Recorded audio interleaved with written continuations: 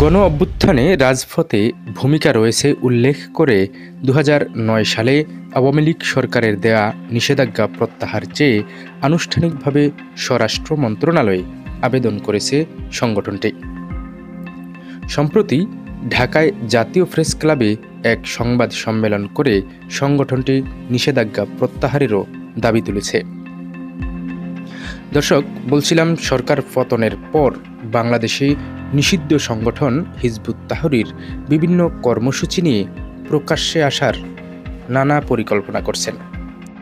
সম্প্রতি ঢাকায় তারা বড় ধরনের মিছিলও করেছেন এবং ঘটেছে পুলিশের সাথে সংঘর্ষ। এরই মধ্যে গ্রেফতার হয়েছে তাদের অসংখ্য নেতাকর্মী। কেন নিষিদ্ধ করা হয়েছে হিজবুত তাহরীরকে এবং কেন বারবার বাধার সম্মুখীন হচ্ছেন তা নিয়েই আলোচনা হবে এই ভিডিওতে। সঙ্গেই থাকুন। হিজবুত তাহরীর দাবি করছে ৫ই আগস্ট গণ অভ্যুত্থানের মাধ্যমে শেখ হাসিনার সরকারের পতনের আন্দোলনে ছাত্র জনতার সঙ্গে সংগঠনটির কর্মীরা মাঠে ছিল। সংগঠনের মিডিয়া সমন্বয়ক ইমতিয়াজ সেলিম বিবিসি বাংলাকে দেওয়া এক সাক্ষাৎকারে তিনি দাবি করেন, হিজবুত তাহরীর একটি আদর্শভিত্তিক ইসলামী রাজনৈতিক সংগঠন, কোনো জঙ্গিবাদী সংগঠন বা সন্ত্রাসী সংগঠন নয়। ২০০৯ সাল পর্যন্ত তাদের অফিস ছিল এবং সেখানে বিভিন্ন রাজনৈতিক ব্যক্তিত্ব, সাংবাদিক সহ অনেকেরই যাতায়াত ছিল।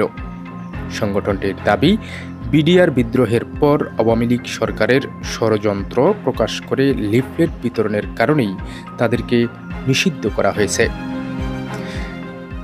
সিম্পলি একটা প্রেস নোট, এখানে কোনো স্মারক নাম্বার নেই, এসআর নাম্বার নেই। কোন আইনের দ্বারা আমাদেরকে নিষিদ্ধ করা হবে সে আইনের উল্লেখ নেই। আইনের কোন উপধারা সেটারও উল্লেখ নেই। সিম্পলি গায়ের জোরে স্বৈরাচারী কায়দায় আমাদেরকে নিষিদ্ধ করে দেওয়া হয়েছে, বলেন মিস্টার সেলিম। সেমভাবে নিষিদ্ধ কিন্তু জামাতে ইসলামীকে করা হলো। জামায়াতের নিষিদ্ধটা প্রজ্ঞাপন দ্বারা করেছে, আমাদের ক্ষেত্রে প্রজ্ঞাপন তারা জারি করেনি। তাহলে জামায়াতের নিষেধাজ্ঞা উঠেছে, এজন্য আমরা অভিনন্দন জানাই। আমরা বলতে চাই, আমাদের ক্ষেত্রেও সেম জাস্টিসটা তারা নিশ্চিত করবে। আদর্শগতভাবে হিজবুত তাহরীরের লক্ষ্য বিশ্বজুড়ে ইসলামী খিলাফত প্রতিষ্ঠা করা। তারা গণতন্ত্র বিরোধী। হিজবুত তাহরীর কুরআন সুন্নাহর আলোকে সংবিধান চান তারা। এরকম একটি খসড়া সংবিধানও সংগঠনটির রয়েছে। বিভিন্ন সময়ে বিশ্বের কয়েকটি আরব দেশ, জার্মানি, তুরস্ক, পাকিস্তানে হিজবুত তাহরীর নিষিদ্ধ করা হয়েছে। ২০২৪ সালের জানুয়ারিতে যুক্তরাজ্যেও তাদেরকে নিষিদ্ধ করা হয়। বিভিন্ন দেশে নিষেধাজ্ঞা বিষয়ে সংগঠনটির বক্তব্য হল, বিভিন্ন রাজনৈতিক বাস্তবতায় বিশ্বের কিছু দেশে হিজবুত তাহরীরের কার্যক্রম নিষিদ্ধ রয়েছে। তবে যুক্তরাষ্ট্র, কানাডা সহ অনেক দেশে সংগঠনটি কার্যক্রম পরিচালনা করে। বাংলাদেশে ২০০৯ সালের ২২ অক্টোবর তৎকালীন আওয়ামী লীগ সরকার প্রেস নোট জারি করে হিজবুত তাহরীর নিষিদ্ধ ঘোষণা করে। ওই প্রেস নোটে সংগঠনটিকে শান্তি শৃঙ্খলা এবং জননিরাপত্তার জন্য হুমকি হিসেবে উল্লেখ করা হয়। বাংলাদেশে জঙ্গি তৎপরতা বিষয়ে দীর্ঘদিন কাজ করেছেন মানবাধিকার কর্মী নূর খান লিটন। বিবিসি বাংলাকে তিনি বলেন, হিজবুত তাহরীরকে যখন নিষিদ্ধ করা হয় তখন তাদের বিরুদ্ধে বেশ কিছু অভিযোগ এনেছিল আওয়ামী লীগ সরকার।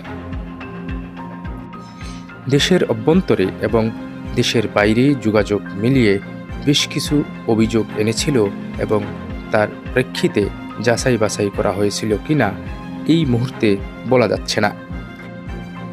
সরকার সিদ্ধান্ত নিয়েছিল একটা প্রেস নোটের মাধ্যমে তাদের কর্মকাণ্ড নিষিদ্ধ করা, বলেন মিস্টার খান। কিন্তু তারপরেও আমরা দেখেছি দেশের প্রায় সব অঞ্চলে হিজবুত তাহরীরের পোস্টার, লিফলেটিং এবং বিভিন্ন সময়ে তাদের সদস্যদের গ্রেফতার করা।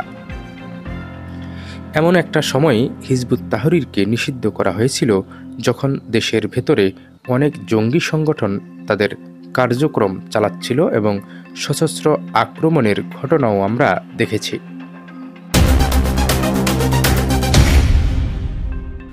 5ই আগস্ট শেখ হাসিনা সরকারের পতনের দুদিন পর 7ই আগস্টে বাংলাদেশ জাতীয় সংসদ ভবনের সামনে সভা করতে দেখা যায় হিজবুত তাহরীরের কর্মীদের। সাদা কালো কাপড়ে ইসলামের কলেমা লেখা পতাকা, খিলাফতের দাবি সম্বলিত ব্যানার, লিফলেট নিয়ে শখানেক কর্মী সেখানে উপস্থিত ছিল। একই দিনে সংগঠনটি ঢাকা বিশ্ববিদ্যালয়ের রাজু ভাস্কর্যের সামনে একটি সভা করে।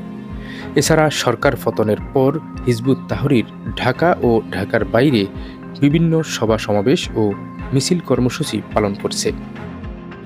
এছাড়া বিভিন্ন জায়গায় স্টল দিয়ে দাওয়াতি কার্যক্রম পরিচালনা করেছে। আগস্ট মাসে বন্যার সময় ভারতের পানি আগ্রাসনের প্রতিবাদ শিরোনামে হিজবুতের ব্যানারে ঢাকায় বড় বিক্ষোভ মিছিল করতে দেখা গেছে। 9ই সেপ্টেম্বর ঢাকায় প্রেস ক্লাবে সংবাদ সম্মেলন ডেকে নিষেধাজ্ঞা প্রত্যাহারের দাবি জানিয়েছে হিজবুত তাহরীর। সরকার পতনের পর সৃষ্ট পরিস্থিতিতে প্রকাশ্য রাজনীতিতে আসার চেষ্টা দেখা যাচ্ছে হিজবুত তাহরীরের। হিজবুত তাহরীর দাবি করছে সরকার পতনের আন্দোলনেই তাদের কর্মীরাও সক্রিয় অংশগ্রহণ করেছে। সংগঠনের পক্ষে মিডিয়া সমন্বয়ক ইমতিয়াজ সেলিম জানান, পাবলিক ও প্রাইভেট বিশ্ববিদ্যালয়ে তাদের কর্মীরা সংগঠনের ব্যানার ছাড়াই মাঠে ছিল, ইনক্লুডিং জেনজি। হিজবুত তাহরীর একটা ইন্টেলেকচুয়াল এবং পলিটিক্যাল লিডিং ফোর্স, ডেফিনেটলি আমরা মাঠে ছিলাম। কিন্তু এই আন্দোলনটা স্বতঃস্ফূর্ত যে গণ অভ্যুত্থান, এটা কোনোভাবে যাতে কালার না হয় এবং কোনোভাবে যাতে এটাকে কেউ প্রভাবিত করতে না পারে, আমরা খুবই সতর্কতার সাথে উইদাউট আওয়ার ব্যানার আমরা মাঠে ছিলাম। তবে কি পরিমাণ মাঠে ছিল, হতাহতের সংখ্যা কত, সেটি সুনির্দিষ্ট করে বলেননি তারা। এছাড়া বাংলাদেশের সংগঠনটির শীর্ষ নেতৃত্বে কে আছেন নিষেধাজ্ঞা প্রত্যাহারের আগে, সেটিও প্রকাশ করতে চায় না হিজবুত তাহরীর।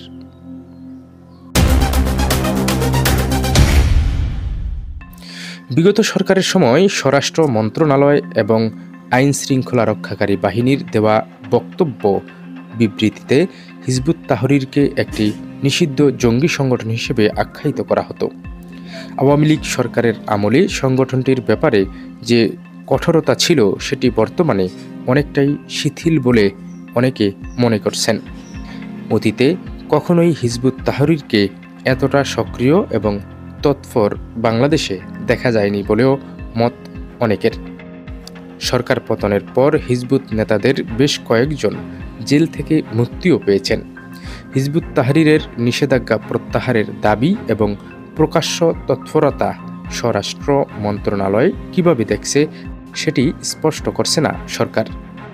এ ব্যাপারে সচিবালয়ে স্বরাষ্ট্র উপদেষ্টার সঙ্গে দেখা করে তিনি একটি গণমাধ্যমকে কোনো সাক্ষাৎকার দেবেন না উল্লেখ করে মন্তব্য করতে রাজি হননি।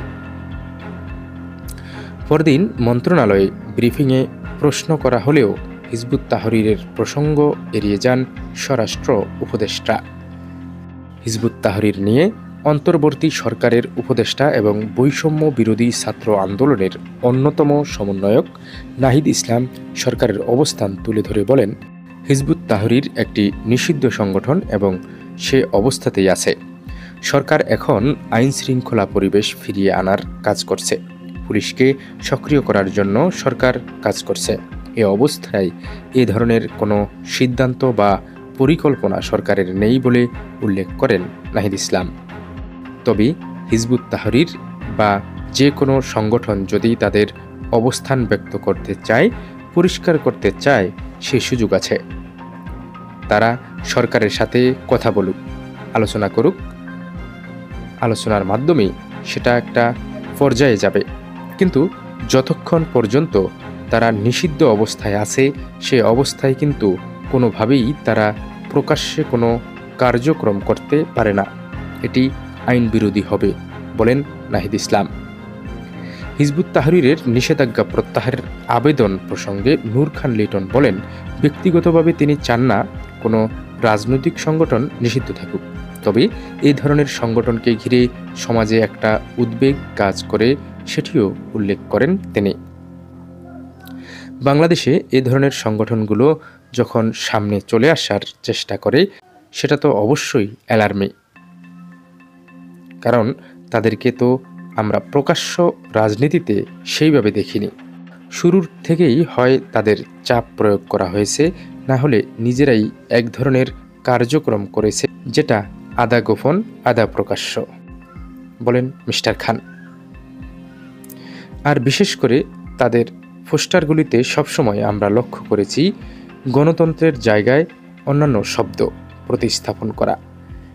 নিষিদ্ধ করার আগে এবং পরে আমরা দেখেছি অধিকাংশ ক্ষেত্রে সেনাবাহিনীকে লক্ষ্য করে তাদের বক্তব্য উপস্থাপন করার চেষ্টা করে। তো এই দিকগুলো আমাদেরকে বিবেচনায় রাখতে হবে। বাংলাদেশ আওয়ামী লীগ সরকারের সময় আইন শৃঙ্খলা রক্ষাকারী বাহিনী থেকে গণমাধ্যমে দেওয়া বক্তব্যে হিজবুত তাহরীরকে নিষিদ্ধ জঙ্গি সংগঠন হিসেবে উল্লেখ করা হতো। সংগঠনের সঙ্গে জড়িত ব্যক্তিদের গ্রেফতার করে মিডিয়ার সামনে জঙ্গি হিসেবে উপস্থাপন করা ও ট্যাগ দেওয়া হতো। আওয়ামী লীগ সরকারের জঙ্গিবাদ ইস্যুকে রাজনৈতিক উদ্দেশ্যে ব্যবহার করার একটা প্রবণতা ছিল বলে মনে করেন অন্তর্বর্তী সরকারের উপদেষ্টা নাহিদ ইসলাম। বিবিসি বাংলাকে দেওয়া সাক্ষাৎকারে তিনি বলেন, তাদের সরকারও সন্ত্রাস ও জঙ্গিবাদের বিরুদ্ধে কঠোর থাকবে। আমরা ভেবেছি বিভিন্ন সময় জঙ্গিবাদকে ইস্যু করে আবার অনেক নিরপরাধ ব্যক্তিকেও শাস্তি দেওয়া হয়েছে। গত রেজিম আমলে জঙ্গিবাদ ইস্যু করে নিজেদের ক্ষমতায় থাকার একটা ন্যায্যতা সবসময় রেখেছে, বলেন নাহিদ ইসলাম। আওয়ামী লীগ চলে গেলে এখানে জঙ্গিবাদ বেড়ে যাবে, তো এই স্পর্শকাতর বিষয়গুলো আমাদের বিবেচনায় রাখতে হচ্ছে। তবে আমরা অবশ্যই কোনো ধরনের জঙ্গি কার্যক্রম, সন্ত্রাসী কার্যক্রম এবং রাষ্ট্রবিরোধী কার্যক্রমকে প্রশ্রয় দেব না।